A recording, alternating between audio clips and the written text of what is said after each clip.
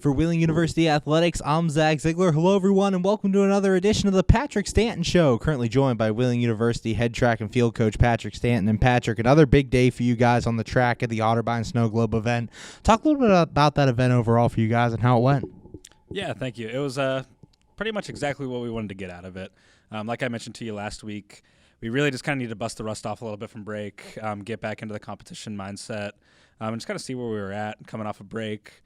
And I think that we did that. A lot of the times in the sprints and the hurdles were around where we were at the December YSU meet, a little bit slower, which is to be expected coming off a break. Like I had mentioned, we had worked very hard over break, but a lot of our athletes didn't have access to tracks, hurdles, that kind of thing, so they weren't very specifically sharp coming off a break. That's what we're working on now. We're kind of racing back into that.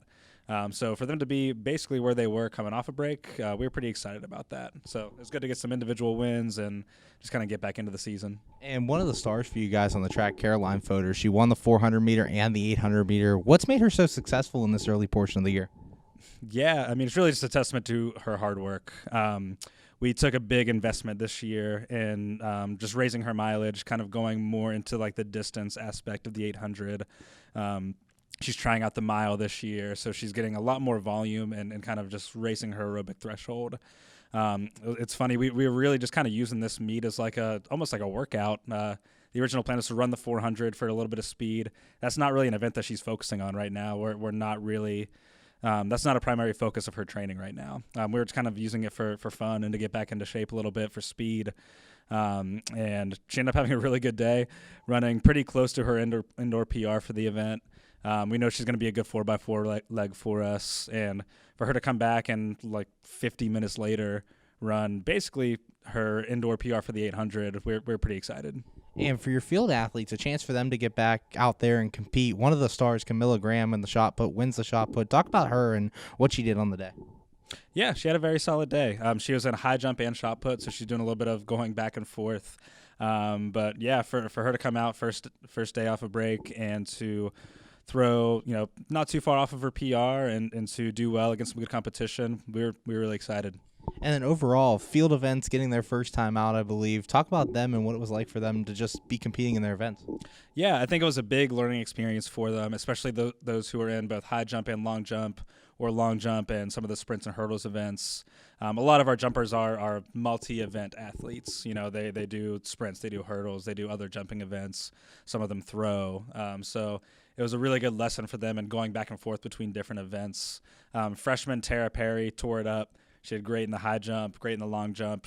Right now she's leading high jump in the MEC. She's fourth, I believe, in the long jump. So she had a really great first performance for us.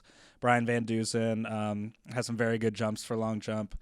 We know that his potential is really great this season. He was one spot off of going to nationals outdoor last year. So that's his expectation, and we're just excited for him to just keep progressing throughout the season and get back to that level. Currently joined by Wheeling University track and field coach Patrick Stanton. And Patrick, now we're moving to the men's side. They had a good day as well. Jabez Reeves continues his success in the 60-meter dash. Talk about his progression and what that's been like.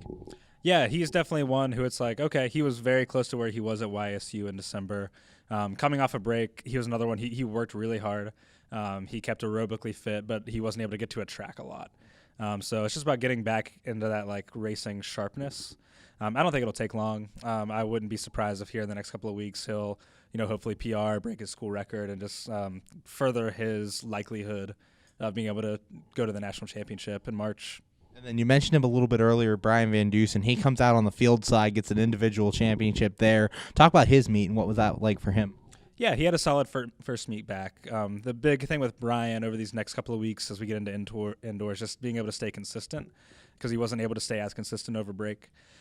So for him to be able to do pretty well in the long jump and then run a pretty solid time in the 200, not too long after that, that was a really good sign going forward. It's just going to be about, making him stay consistent or helping him to stay consistent over these next couple of weeks. But he's been looking really good so far this week in practice. And you guys getting a chance to go back to Youngstown State, a facility that you've competed in already this year. How's that going to help you guys knowing the facility and knowing where you're going to run and throw?